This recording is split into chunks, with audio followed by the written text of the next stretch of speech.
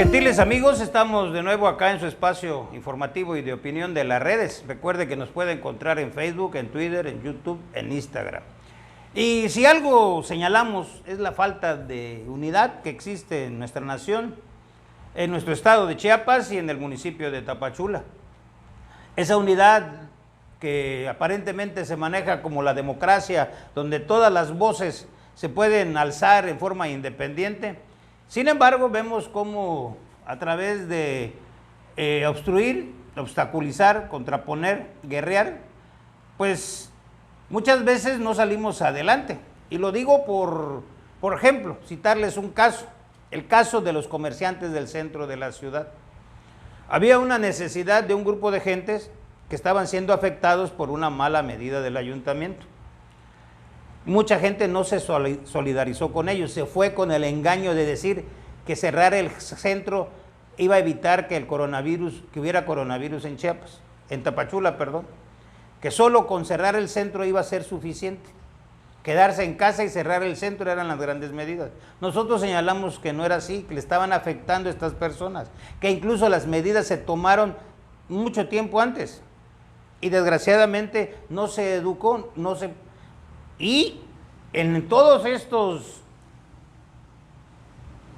negociaciones entre el comerciante afectado, las opiniones de la población, el gobierno municipal, el Congreso del Estado de Chiapas tuvo a bien dar un exhorto al ayuntamiento para que tomara el 5% del fondo para el fortalecimiento de los municipios y que tomara el 10% de sus ingresos propios al ayuntamiento para dárselo como ayuda humanitaria a los comerciantes que tenían cerrados sus locales y el comercio informal. El 70% de nuestra economía está en el comercio informal, las familias dependen de ello.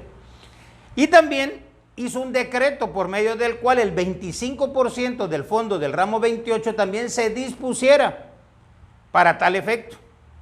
El ayuntamiento hasta el día de hoy nunca informó cuál era el techo financiero de ese ramo 28 y seguimos preguntándole y lo vamos a seguir preguntando. ¿Cuánto es el techo financiero del ramo 28? ¿Cuánto es el 10% de los ingresos municipales? ¿Y cuánto es el 5% para el fortalecimiento del crecimiento de los municipios? Y sobre todo, ¿dónde está la lista de los comerciantes beneficiados y con qué cantidades? Ahí vamos a encontrar a muchos que cobraron los 25,000 pesos que dio el gobierno federal en los créditos a la palabra y repitió con 20,000 pesos con el apoyo municipal, es decir, le llegaron 45,000 pesotes. Y vamos a encontrar también muchas personas como las que anoche nos hablaban para decirnos que ellos, a pesar de todo, no han recibido un peso. Porque muchas veces se hizo en forma discrecional. El ayuntamiento así actuó.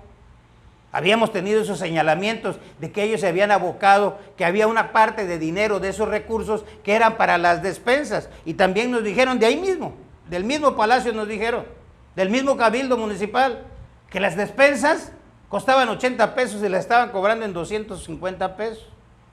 200 pesos, perdón. Entonces, hay muchas cosas que el Congreso del Estado va a tener que aclarar y llamar a cuentas al municipio. Hoy sabemos que mucha gente está sufriendo, pero también sabemos que hay otros que se están llenando los bolsillos a costa del sufrimiento de los demás. Muchas veces lo ha señalado el presidente de la República, sobre todo cuando hablaba de esos pequeños empresarios y microempresarios, cuando se pedía para ellos, pero se beneficiaban los grandes empresarios. Igualmente acá, se pide para el pueblo y los mismos cabezones de cada administración se llenan los bolsillos. Entonces no es posible caer en esas complicidades de llamar a grupitos que de por sí tienen sus asuntos con el ayuntamiento y todavía darles otra tajadita. Y eso es lo que crea los grandes conflictos. Ese movimiento que era una petición justa se empezó a contaminar de mil maneras. De mil maneras y lógicamente que el comercio de Tapachula ha sufrido una puñalada atroz en el corazón. Mi amigo Jacob es uno de los afectados que no ha recibido un peso, y sin embargo va a seguir luchando, sigue luchando. Hoy está tratando de ver cómo vuelve, cómo reabre, está tomando sus medidas preventivas. Con muchas trabas, dice él, con muchas trabas. está buscando una pistola para tomar la temperatura, que creo que valen las más baratas 1,600 pesos y las hay desde a 3,600, y busca hacer muchas adecuaciones, y nosotros hemos preguntado y todas son medidas de cultura, de educación para irse implementando para poder salir adelante. No son medidas de o tienes esto o te cierro. No, señor, esa es la grave equivocación. Nosotros decimos, esa falta de cultura en todos, en la autoridad, que es una autoridad represora, autoritaria, y que muchas veces no lo hace por malos, sino por ignorantes, porque no están capacitados, hacen que quieran jugar haciendo kermeses del acto de gobernar y empiecen a idearse cómo llamar la atención. Y lo primero que habría que preguntar, ¿qué tan efectivo es una medida? ¿De qué tipo es mi medida? ¿Realmente es una medida de salud pública, una medida sanitaria de prevención? Para ubicarnos, porque si no, no es posible. Ahí están las grandes fallas que se han cometido a nivel nacional y a nivel mundial, aún en los Estados Unidos. Para nosotros sabemos que viene una nueva normalidad. Esta falta de unidad que vemos nos depara todavía los retos de enfrentarnos a esa nueva normalidad con todas nuestras formas diferentes de pensar. Nosotros, desde que nos dimos a conocer públicamente como la Asamblea Popular del Soconusco, dentro del Consejo Empresarial para la Productividad, nosotros hemos propuesto 5 puntos básicos y se los dimos a conocer al Congreso. El diputado Sergio Rivas nos dijo, voy a andar esta propuesta debajo del brazo, la caminó hacia el Congreso y se dijo, han querido politizarla de 1000 formas. Nosotros lo que decimos, esta propuesta no es de alguien en particular, es de los chiapanecos. Haga la suya, señor gobernador, señores senadores, diputados. Haga la suya, señor empresario. No son ideas disparatadas. Hoy la pandemia misma nos vuelve a dar la razón. ¿Cómo van a reactivar esta economía? ¿Cómo van a poder echar a andar el Estado? ¿Con mayores fiscalizaciones? ¿De dónde va a haber dinero? ¿Van a imprimir más billetes? ¿Hay mayores reservas petroleras de oro, de plata? ¿Cómo va la actividad primaria? ¿Cómo va a generar? ¿Cómo va a ser el pequeño empresario, el comerciante, el industrial? Una de las cosas hermosas que tiene Tapachula y esta región es la diversificación de sus ingresos. Está el comercio, está la actividad primaria en la agricultura y está el comercio internacional. Pero también debería de estar la obra pública. También debería estar el esfuerzo gubernamental. Siempre hemos batallado solo contra todas las fiscalizaciones. Y pedir que se nos condonen impuestos no es llevar a la quiebra al Estado, cuando el Estado recibe los presupuestos altos de la Federación y la población sigue empobrecida, lo hemos dicho en repetidas ocasiones. Hoy estamos de acuerdo, no con todo lo que hace el presidente, pero sí con todo lo que dice. Y dentro de lo que dice es esa austeridad para el gobierno, y el gobierno debe ser más austero.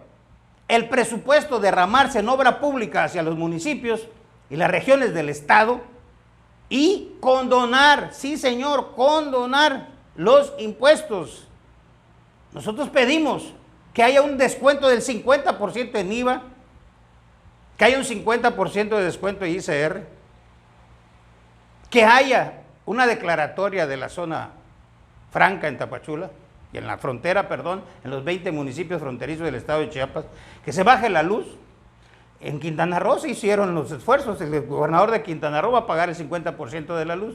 ¿Usted qué, señor gobernador Rutilio Escandón?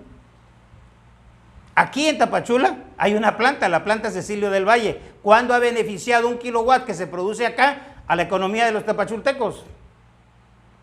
¿Cuándo ha beneficiado a Chiapas todas las presas? ¿Hay algún cobro por uso de suelo y de aguas a la Comisión Federal de Electricidad en Chiapas? ¿Hay algún cobro de los municipios por todos sus postes y sus cableados? Es hora de hacerle cuentas también por si temen, por si no saben cómo. Y aparte de todo, siempre hemos hablado de apelar al derecho de igualdad y de equidad. Igualdad con la frontera norte, porque si le han dado esos beneficios desde que empezó López Obrador a la frontera norte, también los queremos en la frontera sur. Y de equidad porque somos el estado más empobrecido. Y nuevamente de igualdad porque ¿qué tiene Tabasco? Solo que haya nacido el presidente López Obrador allá y no acá. Pues aquí de todas maneras va a vivir en su rancho. Ese que tiene un nombrecito de que los mandan lejos, ¿no? Pues entonces, señores, allá nació pero aquí va a morir. Pues que nos den esa condonación de los adeudos. Entonces, para nosotros seguimos con esos 5 puntos básicos. Por ahí se declaraban algunos senadores, yo quiero el IVA. Ahí alguien más decía, es que es mejor, son los 5 puntos básicos, estudienlos ustedes. Estudienlos, debátanlos, profundicen. Hagan todo lo que esté posible, pero por favor que haya una respuesta del gobierno federal. A lo más que tuvimos es que la secretaria particular del presidente le mandó un oficio a Arturo Herrera, le mandó otro a Rocío Nale, a Manuel Bartlett, para que tomaran en cuenta las peticiones que le hacía, el exhorto que le hacía el gobierno del estado. Y no hay respuesta, van 8 meses de ese exhorto que hizo el gobierno del estado. El Congreso del estado de Chiapas, porque el gobernador no se ha pronunciado todavía, está pensándolo. ¿Y nosotros? ¿Y a nosotros cómo le va a hacer? Si quiere usted, señor Rutilio Escandón, un modelo para la reactivación económica, ahí tiene algunas ideas. Nada más ponga a pensar que usted tomara la bandera de la Comisión Federal de Electricidad, de los ahorros sustanciales sobre la energía eléctrica. ¿Qué beneficios pudiera haber para el Estado y para sus ambiciones políticas? ¿Qué beneficios pudiera haber? ¿O qué? ¿No? ¿Perjuicios? ¿Qué perjuicios tuviera? Enfrentarse con el señor López Obrador, enfrentarse, el Congreso del Estado lo avala. ¿Cómo es que el señor Enrique Alfaro desgobierna Jalisco, agrede a su población? Y aquí, si se va en contra de López Obrador, y aquí no podemos nosotros pedir lo justo. Yo no digo que seamos autoritarios, arbitrarios y violentos. Seguimos creyendo que toda nuestra lucha debe ser pacífica. No nos gustan las pintas, no nos gustan los desórdenes sociales, pero lógicamente vemos a un movimiento antifa, que es un movimiento mundial, de todos, un movimiento antifascista, un movimiento que se ha recrudecido a nivel mundial, que son los que siempre han estado velando por los derechos de esas llamadas minorías, que hoy ya no son tan pequeñas, los derechos de la mujer, los derechos del afroamericano en los Estados Unidos, de las personas de color en todo el mundo, la comunidad lésbico gay, todos esos grupos minoritarios que van en contra del fascismo, del nuevo fascismo, del nuevo nazismo, todos los neonazis. Y a nivel mundial se ha generado unos movimientos violentos que muchas veces a la hora de las manifestaciones como que endurecen esas manifestaciones y las violentan. Yo no veo con malos ojos el hecho de que la gente proteste. Hoy sí creo que debe haber un llamado siempre a la unidad, a la paz, a la cordialidad. Es difícil que alguien te esté golpeando, que alguien te esté sangrando, que alguien te esté matando de hambre, que alguien te esté excluyendo, que alguien te esté arrebatando tu dignidad y tú no quieras alzar el puño. Muchos alzamos el puño, de derecha, la de la izquierda, el que ustedes quieran. Nosotros hemos alzado la voz. Este es nuestro medio, este es un medio de comunicación.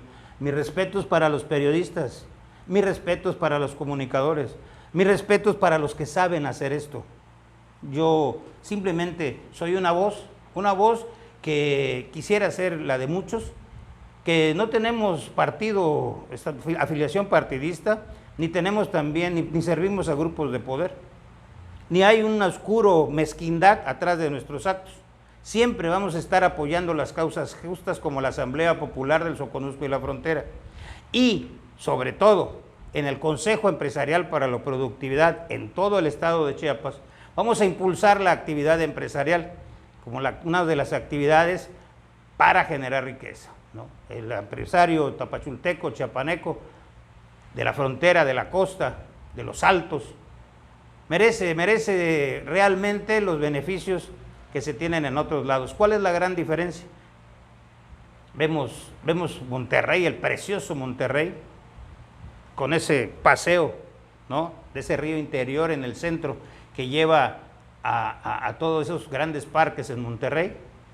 Hay un proyecto, saludos a mi compadrito, el arquitecto Patatucci, a nuestros profesionales de COSUR. Hay un proyecto para rescatar, por ejemplo, el Cuatancito, que nace allá en la colonia Xochimilco y muere en el Libramiento. Cuando nosotros hablamos de eso y hablamos de las fuentes y hablamos de los pasos y hablamos de cómo darle vida a toda la ribera de ese río, piensan que estamos locos. Y cuando se les muestra el proyecto, la maqueta y el proyecto digital, dicen que es muy costoso. Y cuando lo ven en Monterrey, cuando lo ven que está en Monterrey, en la Plaza de las Culturas, donde que ve todo lo maravilloso que está, piensan que es otro país. ¿Por qué allá sí y aquí no?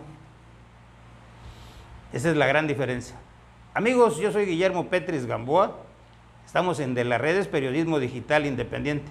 Seguimos batallando con la pandemia y con los males. El gran mal, decía, es la corrupción, decía López Obrador. Nosotros creemos que es la impunidad. Buenas tardes, hasta la próxima.